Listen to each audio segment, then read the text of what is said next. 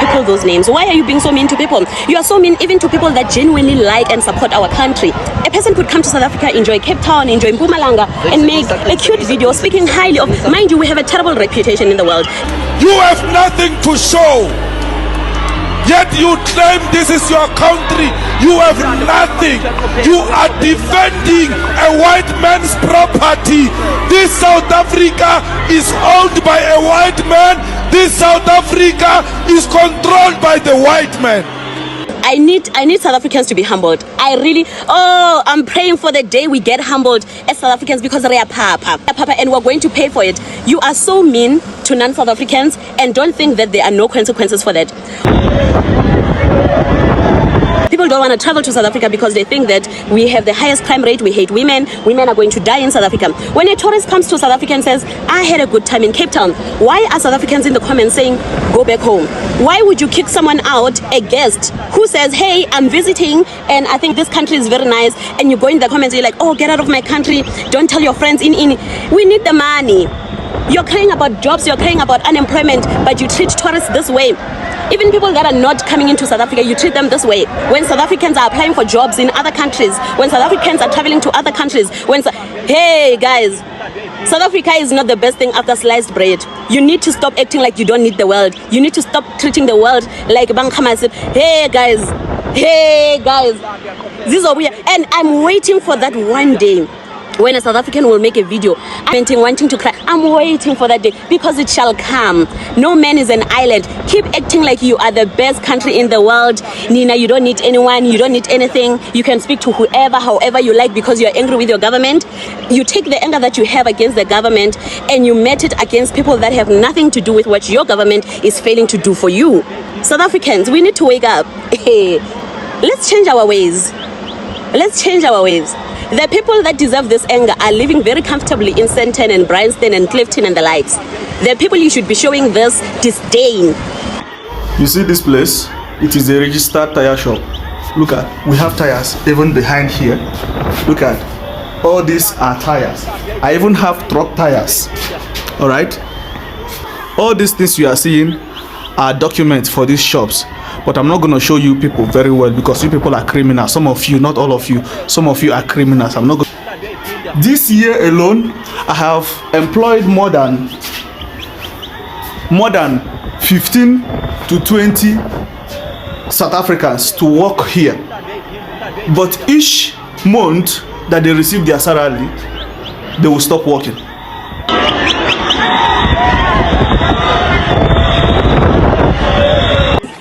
I want to know which foreigner took a job from who, because you are here, you are the anchor of the SABC. There is no foreigner who can come here and just take your job and say, from today I'm sitting here.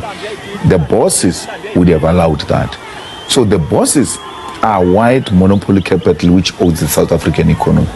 Is the one that brings foreigners into the country, give them jobs because they are going to pay them lower wages.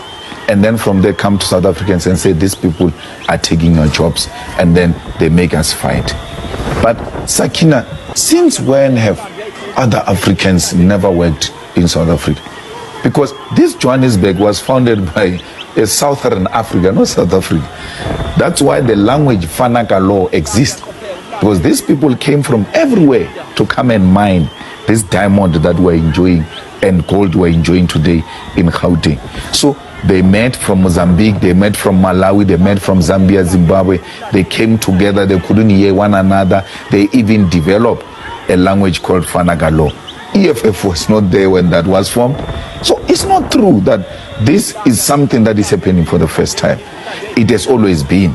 But why would you say, I don't support colonialism and support colonial borders?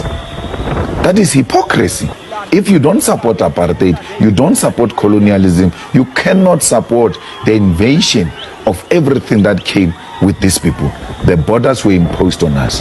We never had borders. And even without borders, we never encroached in each other's territory. We always knew that here is this kingdom, here is that kingdom. So it's unscientific to say when you do away with the borders, there's going to be an influx of foreigners in South Africa. Let's take Limpopo and Gauteng, for instance. Limpopo is much more poor than Gauteng. But the people have never left Limpopo to come to Gauteng. I come from Limpopo, and every time I get an opportunity, I go home. I've got no intention, none whatsoever, to relocate my home into Gauteng.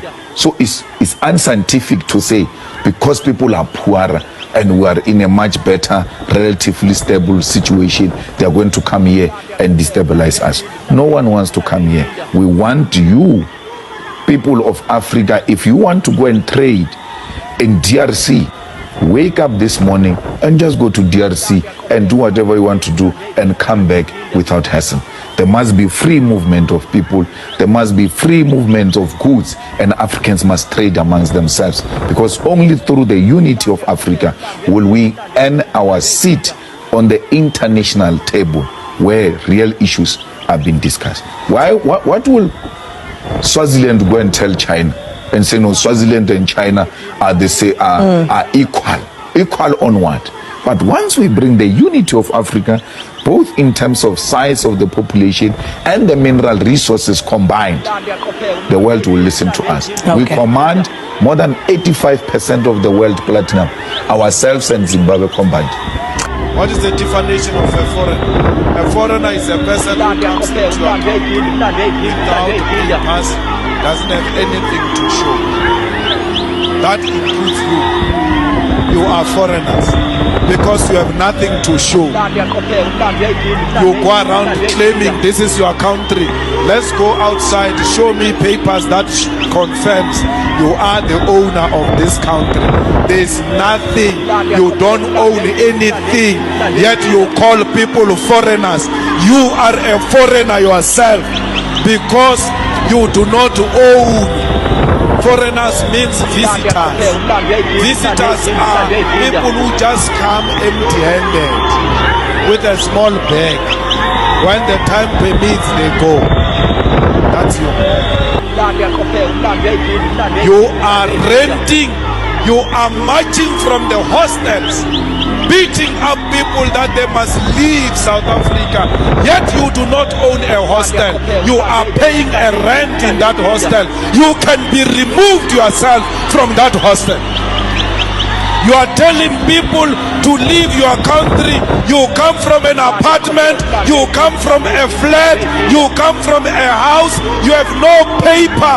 When you return back home after taking out Zimbabweans, the white man will be at the door showing you the way out of the rented flat, out of the rented house, out of the rented apartment. You have nothing to show. Yet you claim this is your country. You have nothing. You are defending a white man's property. This South Africa is owned by a white man. This South Africa is controlled by the white man. Don't tell me this is your country. When people are burning buildings, you are rushing, protecting them. Those are not your buildings. Those are white man's buildings. You have nothing. Stop hating on your future employers. These people are going to hire you. They are the most polite people. Even when they are educated, they still work for small jobs that pay nothing. They don't have pride. They know that you have to work to serve and feed your family. That's why they are here. One day, like it almost happened in Cuba when Obama wanted to lift the embargo against Cuba. One day it is going to happen. I pray to the ancestors of the revolution that it happens when I'm still alive, so that I can replay these videos and say, I warned you about harassing your future employers. I warned you about exploiting the people who are going to share their land with you, because they've done it before. Why didn't Mugabe take the land immediately? He waited for you to get your freedom. Because had Mugabe take the land immediately, it would have caused a serious problem to a point where South Africa will not be liberated. They were a frontline state. They gave us a passage. They accommodated us. We stayed in their homes. They gave us food. They gave us shelter. They never called us names. Today it's our turn to say thank you. We become animals. It is not the spirit of Ubuntu what you are doing to these comrades of Zimbabwe. Comrades, the white people, the way they control us, we love them and we say they give us jobs.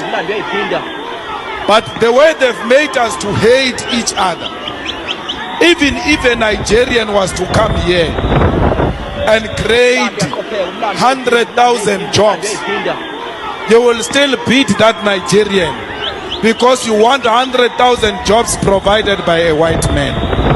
When it is a job provided by a black man, it's not a job enough. They've instilled in you a culture of self-hate. You lack confidence in black people because you are not confident yourself. So it is not correct that all Nigerians are drug dealers. They are Nigerian drug dealers. We must find them. We must deal with them decisively. We must isolate them. We must isolate them and teach them a lesson which they will never forget, so that they don't leave South Africa to go and try it somewhere else, particularly in the African continent. We do not dispute that there are drug laws. Comrades, we must never hate fellow black people. When you see a black person, you must see yourself. Actually, one thing, because these borders never existed, it's always been one thing. No Zimbabwean took your land. No Zimbabwean took your farms, banks, mines. There's no mine owned by Zimbabwe. So we need to unite the continent of Africa, because the unity of Africa is a threat to America. It's a threat to... They don't want it. So say that you have not particularly read your constituency about how they feel about foreigners and the fact that foreigners may take their jobs, etc., etc. They may be part of crimes, they may be part of drugs, what have you. Let's deal with that frankly tonight. Well, I'm happy that we are in Alexander.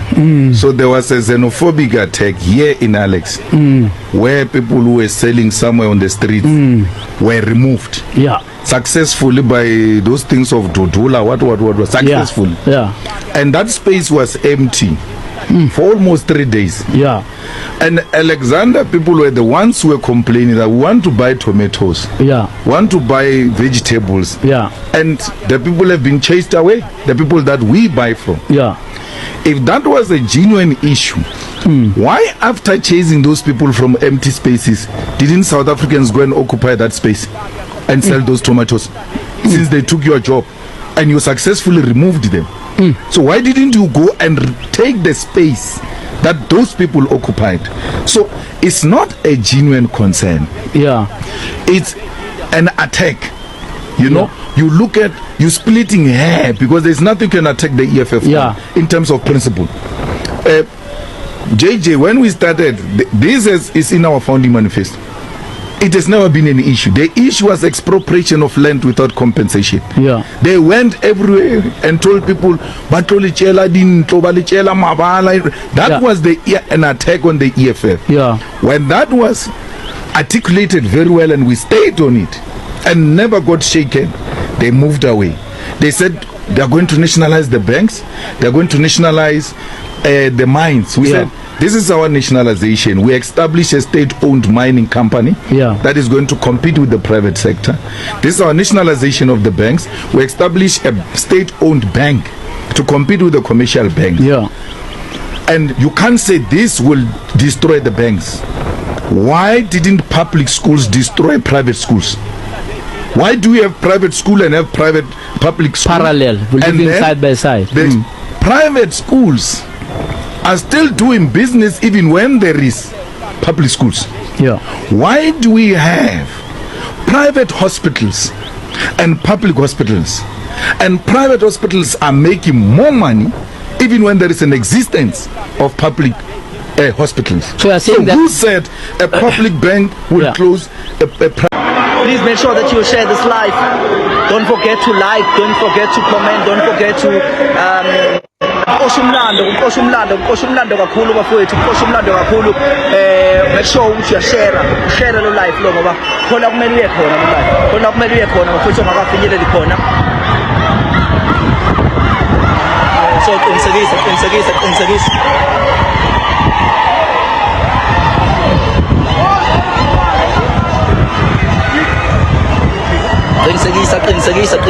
Qinisekisa.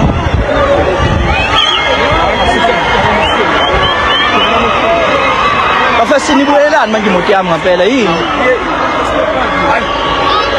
Bafesi hayi bafethu.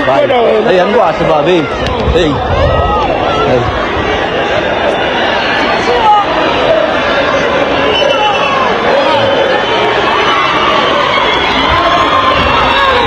Umlando bafana bakithi uyaqopheka umlando uyaqopheka. Umlando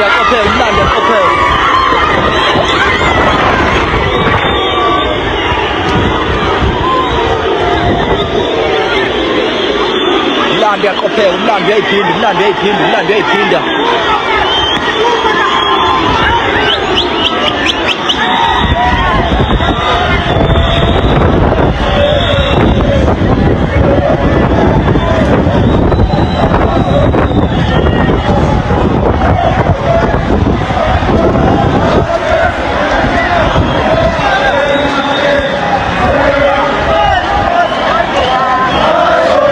Don't forget to share this live, my friend. Ngicela ushare wonke umuntu obuka la kulo 4200. Ngicela wonke share live. Ngicela wonke share live.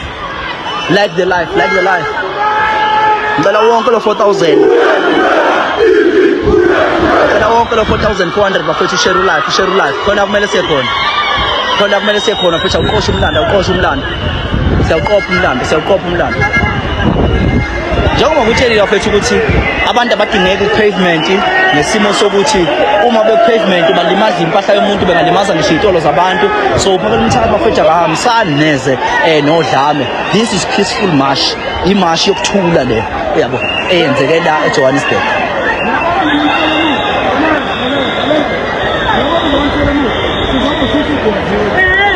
Mina ngihola ngilapha phambili unaphakathi kwabafazi oningi.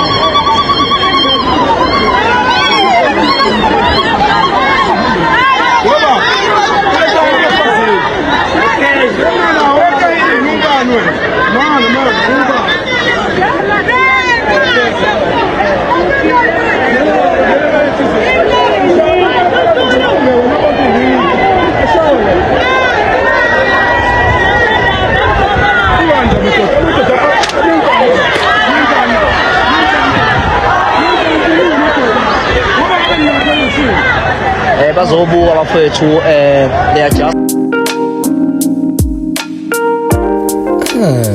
Upper loudest.